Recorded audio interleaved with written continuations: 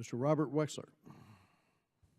Chairman Royce, Ranking Member Engel, members of the committee, thank you very much for your warm welcome.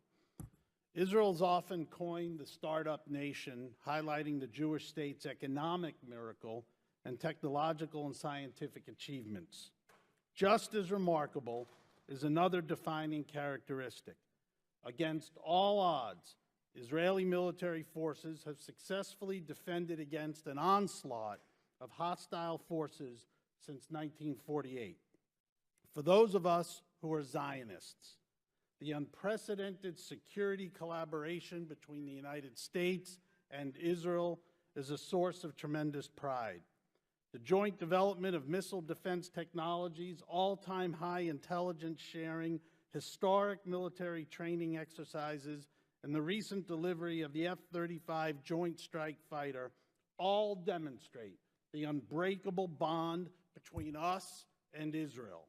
American administrations and Congress after Congress have ensured Israel's qualitative military advantage. Israel's defense and intelligence coordination with Egypt and Jordan is unprecedented. Despite these positive developments, the Middle East Quartet report that was released last week asserted that the policies of both Israelis and Palestinians have distanced a two-state outcome, creating a dynamic in which a one-state reality has taken root. The quartet calls on the Palestinian Authority to stop incitement of violence, bolster efforts to prevent terrorism, and importantly, condemn attacks against Israelis. Likewise, the quartet calls on Israel to cease settlement expansion, transfer civilian authority to the PA and Area C of the West Bank, and bluntly questions Israel's long-term intentions. With this backdrop of despair and lack of trust on both sides, a stunning development has occurred. The most compelling group now advocating for a two-state solution is the Israeli security establishment. 2 weeks ago, a group of over 200 retired generals or equivalent rank from the Israeli Defense Forces, Mossad, Shin Bet, and Israel Police redirected the political discourse. Boldly, Israel's most patriotic soldiers cast aside the question of whether Israel does or does not have a genuine partner for peace. Rather, these security giants demand that Israel once again determine her own destiny. The Israeli plan, labeled Security First, assumes a two-state final status arrangement is not currently feasible. It is impossible to eradicate terrorism through force alone. Continuation of the diplomatic impasse will lead to further violence, and Israel is strong enough to offer an independent initiative that combines security, civil, economic, and political measures. In the security realm, the IDF will remain deployed in the West Bank until a final status arrangement is reached, and the security fence will be completed, enhancing security within the Green Line and for 80% of Israelis living in the West Bank.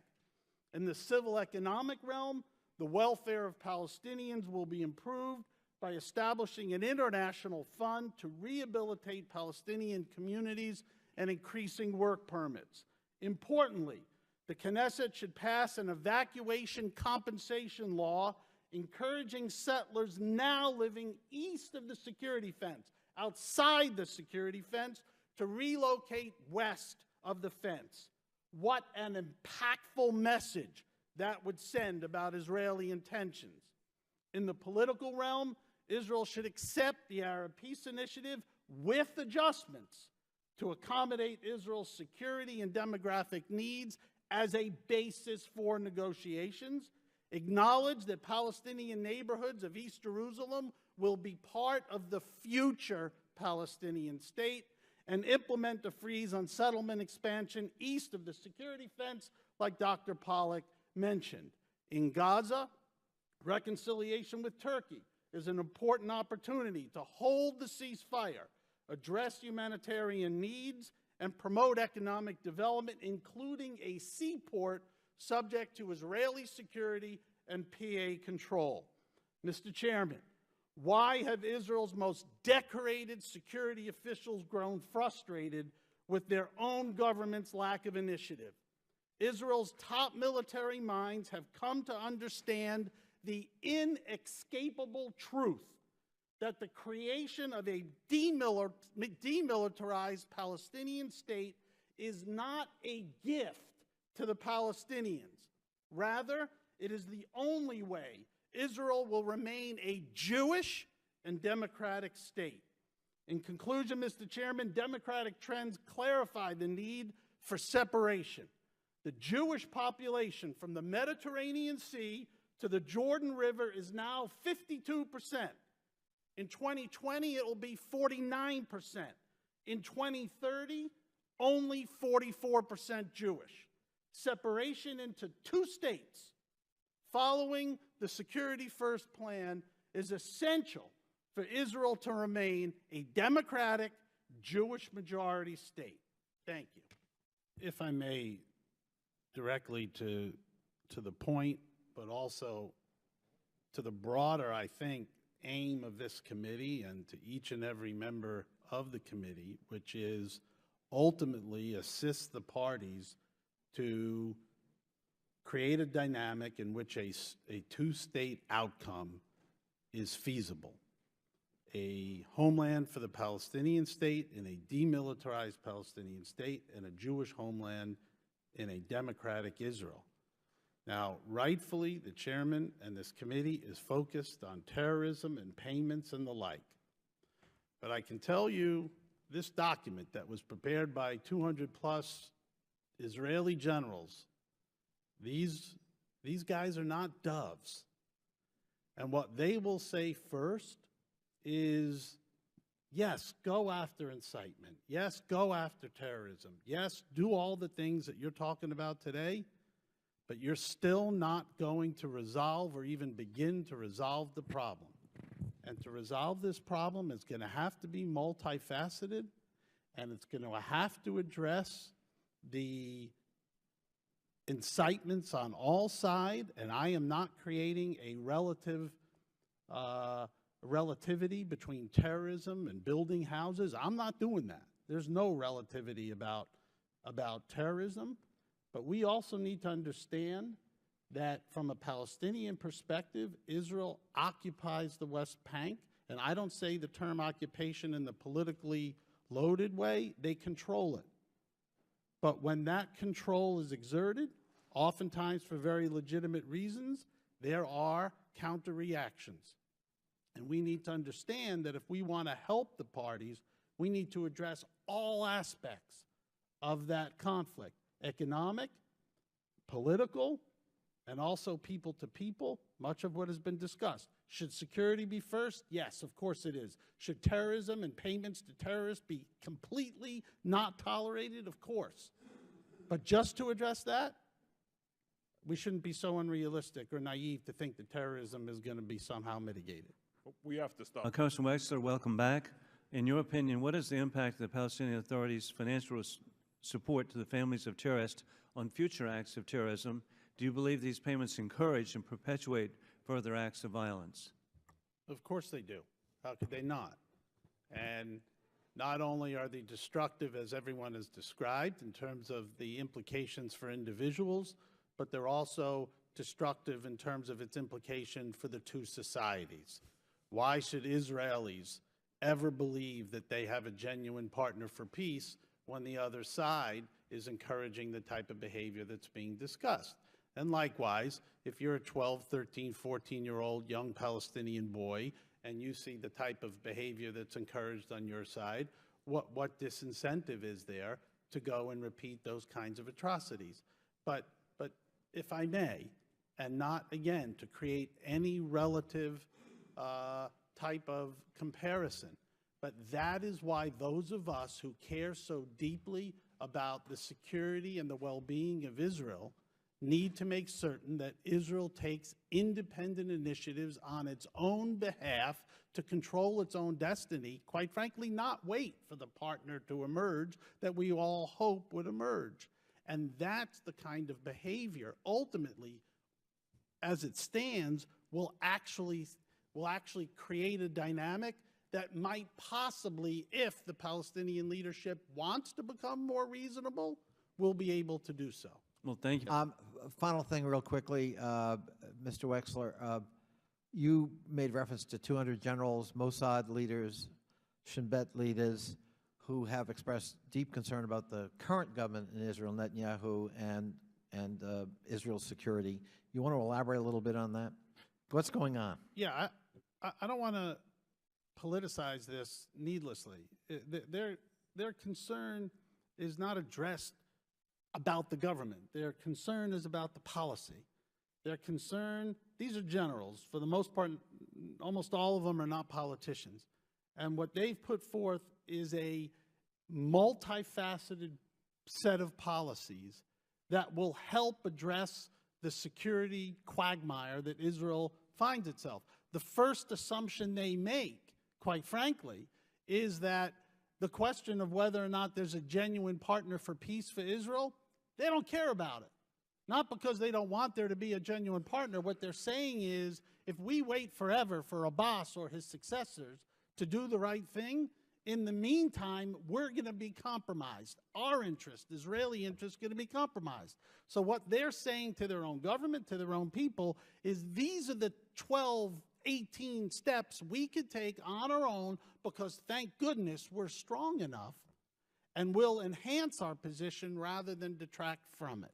That's what they're saying. It's not a condemnation or a applause for the government. What they're saying is the status quo, the way it remains, if we do nothing, will actually compromise Israel's Jewishness, its Jewish majority, its democratic nature is in question, and its international standing is constantly badgered. Now, for a lot of reasons, that badgering and that criticism is totally illegitimate.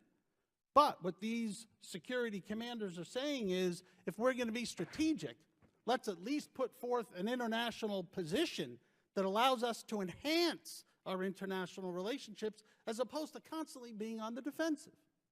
We're Thank going you to very much. Again, I look forward to working with my colleagues to ending pay for slay. Thank you. I believe both of you have made reference to settlements and saying that more settlements shouldn't be approved, but weren't more settlements just approved in the last couple days? If I may. Obviously, I don't speak for Dr. Pollack, but actually I think we've been talking on the same tune.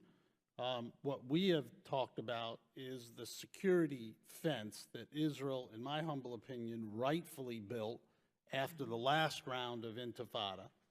And unfortunately, for political reasons, they haven't completed the fence, but that's a whole nother story. What Dr. Pollack and I have said is beyond that security fence, meaning east of the security fence, and the route of the security fence was created by the Israeli government, that the Israelis should stop building beyond that fence. Because for all practical purposes, based on an Israeli action, the likelihood that that land would ever become a part of an Israeli state in a negotiated outcome is probably 0%. So why exasperate? Why create even additional problems? Dr. Pollack, I think, talked about a trade-off. What he said was, in return for the Israeli government saying they would not, and in fact not building beyond the fence, he talked about a trade-off. Then America shouldn't criticize settlement building within the fence. And I think that's a legitimate point.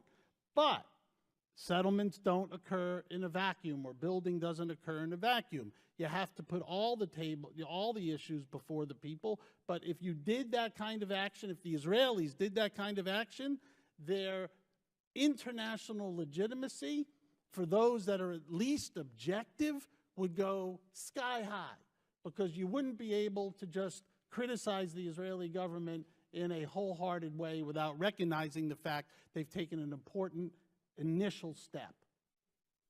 Agree with that, Mr. Wexler? That the Palestinians should be called upon initially to stop the violence from their end? Yeah, 100%. You had me totally, Congressman Weber, until you said kick out Hamas. I agreed with every word you said. That may trouble you, but I agreed with every word you said. You agreeing me or the not agreeing with kick out Hamas? No, That's the part that troubles me. I'm all for kicking out Hamas, but we need to understand the reality. The reality is the PA doesn't have an army. The reality is the strongest army in the region, thank goodness, is the Israeli army.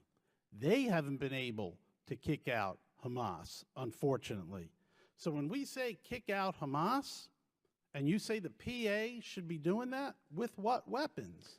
They don't have them. Now, I don't want to give them the kind of weapons that it would be required to kick out Hamas. But what we also respectfully need to understand, as much as you disdain Hamas, hate Hamas, as much as I disdain him and hate him, as much as the Israelis disdain him and hate him, Abbas hates him even more than you and me. So this is the lesser of two evils? Is that like the bumper sticker says, have you hugged your terrorist today? No, I mean, no, I wouldn't go that far. Hamas is a despicable terrorist organization that is designed to destroy the state of Israel. If I could stamp them out tomorrow, if I had the power to do it, I would do it. So if it's not destroying the buildings whereby the perpetrators live in and people get to understand, if you want the force, you don't have the military weapons, you've got to have the public understand, number one, you don't teach hatred. Number two, those who perpetrate such acts of violence will be dealt with immediately and in a very decisive fashion. Is that wrong? No, you're right. But here's the problem. Every 2 years, I used to do it too, we'd run commercials, send out leaflets. I imagine in November you'll send out, in October you'll send out a whole bunch of stuff, what Congressman Weber's achieved these last 2 years. So if you're a Palestinian and you're taking a look as to, well, which brand of leadership am I in favor of? Abbas's leadership?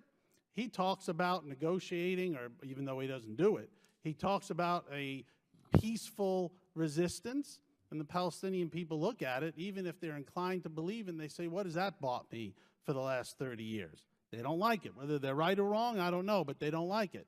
They look at Hamas and their absolutely atrocious behavior.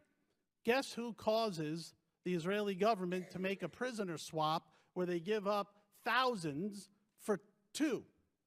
Hamas, not the Palestinian Authority.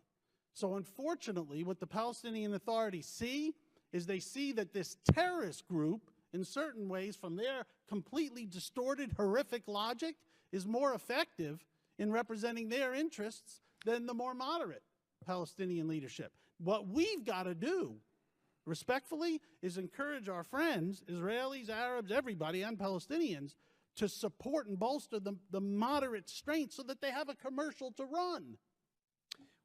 Not on that subject. Mr. Wexler, I have been very long interested in your analysis of the demographics in the region, and I am told that you did talk about that earlier in your testimony. So my question to you is, and maybe you can just repeat some of that for me, is what is the incentive for the Palestinians really to not just wait? Thank you, Congresswoman Frankel. This is part of the problem. Time is arguably on the Palestinian side, not on the Israeli side.